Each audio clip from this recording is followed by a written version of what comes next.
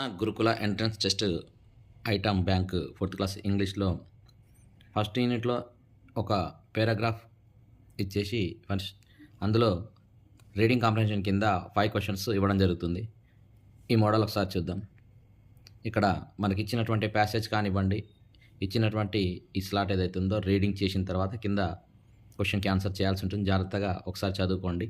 ఈ Ekalavya was a young and active boy. He was the son of the chief of the jungle tribes of Nishada.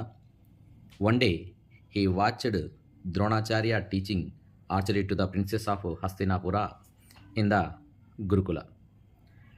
Ekalavya wished to learn archery.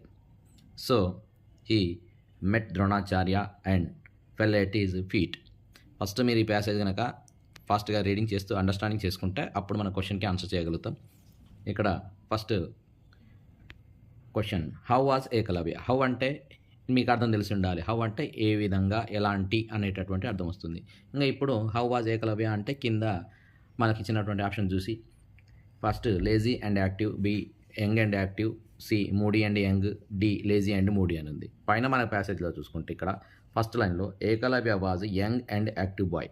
So ఇక్కడ ఇచ్చినటువంటి ప్యాసేజ్లోనే మన answer దోలాడుకుని రాయాలి. Young and active bye ఎక్కడ ఉంది? అది young and active boy, B answer. కాబట్టి B answer correct. కాబట్టి మీరు ఆన్సర్లో ఫస్ట్ ఒకటి బి అనే దానికి బబ్లింగ్ చేయాల్సి ఉంటుంది. నెక్స్ట్ క్వశ్చన్ ఇక్కడ what did Dronacharya teach. W H A T what అంటే మనకు తెలిసి ఉండాలి. ఫస్ట్ వాట్ అంటే ఏమిటి, మరి ఏమిటి, ఏం టీచ్ చేసేవాడు అనేది తెలవాలి మనకు. ఏంటి టీచ్ చేసింది? A Telugu, English, C archery, D wrestling. So ఇక్కడ మనకు ఇచ్చినటువంటి పారాగ్రాఫ్లో ఏముందండి? ఇక్కడ ద్రోణాచార్య టీచింగ్ ఏం చేశాడు? Teaching archery. ఆర్చరీ ఎక్కడ ఉంది చూడండి ఒకసారి.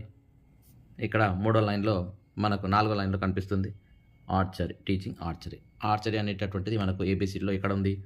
C is the right answer. కాబట్టి ఇక్కడ మనకు సి అనే దానికి బబ్లింగ్ చేయాల్సి ఉంటుంది.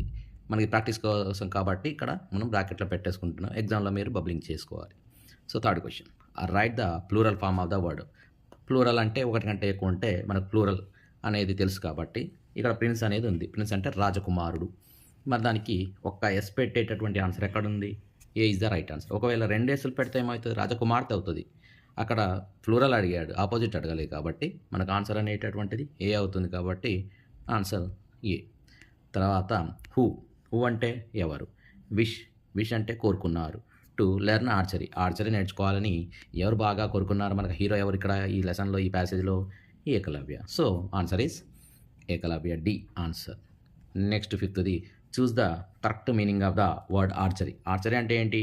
ఏ స్టోన్స్ను కొట్టడమా, షూటింగ్ చేయడమా, స్టిక్స్ని షూటింగ్ చేయడమా, పెబల్స్ అంటే చిన్న చిన్న గులకరాలను కొట్టడమా, తర్వాత షూటింగ్ యారోస్. ఇక్కడ ఆన్సర్ ఏంటండి? డి షూటింగ్ యారోస్ అనేది ఆన్సర్. సో ఇక్కడ మనకు డి అనేది ఆన్సర్. సో ప్రతిదీ కూడా దాదాపుగా మన ప్యాసేజ్ చదువుకుంటే అందులో కలిగి 5 మార్కులకు 5 మార్కులు ఖచ్చితంగా వస్తాయి. కాబట్టి ప్రాక్టీస్ చేయండి, రాయండి, చదవండి.